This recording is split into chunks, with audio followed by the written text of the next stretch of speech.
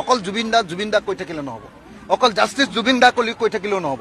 আমি অসমীয়া মানুহে অকল আবেগত থাকিলে নহ'ব, অকল জুবিন দা কৈ থাকিলে নহ'ব, অকল জাষ্টিস জুবিন দা কলি কৈ থাকিলেও নহ'ব, জাষ্টিস ফৰ জুবিন দা বুলি কৈ থাকিলেও নহ'ব। আমি চৰকাৰক হেঁচা দিব লাগিব। হাজাৰ হাজাৰ মানুহ কাইলৈ দীঘলী পুখুৰী পাৰতো উপস্থিত হ'ব। মই অসমৰ সকলো ৰাইজকে দীঘলী পুখুৰী পাৰলৈ কাইলৈ আহিবলৈ অনুৰোধ জনাইছো। চৰকাৰে ন্যায় দিবৰ কাৰণে ভালকে ব্যৱস্থা ল'ব লাগে আৰু হিমন্ত বিশ্ব শৰ্মাই যিবিলাক কথা কৈ আছে তেওঁ মুখখন চিলাই দিব লাগে।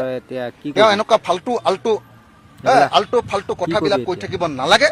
তেওঁ একদম আমাৰ জুবিন দাক লৈ খেলা কৰিছে। অসমৰ মানুহে বুজি উঠিছে যে বিজেপি চৰকাৰে তদন্তটো ঠিকমতে নকৰে। জুবিন দাৰ মৃত্যুৰ কাৰণে মানে অভিযুক্ত যিকেইজন, এজন ডাইৰেক্টলি বিজেপিৰ সদস্য কালচাৰেল বিভাগৰ মানুহ আছিলে, আনজন আকৌ একদম RSSৰ হেডজন মোহন ভাগৱতৰ লগত একেলগতে ফটো উঠিবলগীয়া মানুহ। মোহন ভাগৱতৰ লগত ফটো উঠাৰ মানুহক ক'ত হিমন্ত বিশ্ব শৰ্মাই দিগদাৰ কৰিব পাৰে?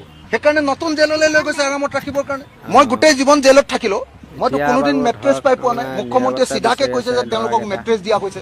মেট্ৰেছ ক'ৰবাত জেলত পায় নেকি? আমাৰ এনেকুৱা ফটা কম্বল এখন দিয়ে তাৰ ওপৰতে শুই থাকো আমি। হয়তো ছিংগাপুৰে এইটো মানে আমাৰেই দুখ এনেকুৱা ধৰণে ক'ব পাৰে। সেইকাৰণে মই বাৰম্বাৰ কৈ আছো যে আমাৰ চৰকাৰখনে যিটো তদন্ত কৰিব লাগে সেইটো ছিংগাপুৰ চৰকাৰ নিৰ্ভৰশীল তদন্ত হ'ব নালাগে, বাৰম্বাৰ কৈ আছো। আৰু আমাৰ চৰকাৰখনে যাক তদন্ত কৰিবলৈ দিছে CID বা SIT, এওঁলোকে গৈ বিদেশত তদন্ত কৰিব নোৱাৰে। মই আপোনালোকক বাৰম্বাৰ কৈ আছো, মানুহে ধৰিব পাৰিছে নাই নাজানো, যে বিদেশত হোৱা তদন্ত কৰিবৰ কাৰণে ভাৰতৰ BNSSৰ 208 ছেকশ্যনৰ অধীনত প্ৰথমতে চেণ্ট্ৰেল গভৰ্ণমেণ্টৰ পাৰ্মিশ্যন ল'ব লাগে, নাম্বাৰ 1।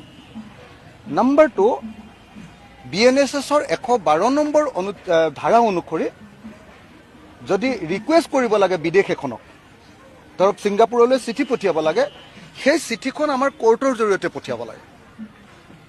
এতিয়া আমাৰ CIDয়ে গৈ চিঠি এখন দিলে ক'ত ছিংগাপুৰ গভৰ্ণমেণ্টে পাত্তা দিব? যেতিয়া কোৰ্টৰ জৰিয়তে চিঠিখন যাব ছিংগাপুৰ কোৰ্টলৈ বা ছিংগাপুৰৰ অথৰিটিলৈ, তেতিয়াহ'লে ছিংগাপুৰ গভৰ্ণমেণ্ট বাধ্য যে আমাৰ তদন্তত সহায় কৰিবই লাগিব, কাৰণ আমাৰ দেশৰ লগত তেওঁলোকৰ এই সম্পৰ্কীয় বুজাবুজিৰ চুক্তি আছে। আনকি তাৰ পৰা মানুহ ধৰাই আনিবৰ কাৰণেও আমাৰ BNSSত স্পষ্টকৈ লিখা আছে 114 নম্বৰ ছেকশ্যনত।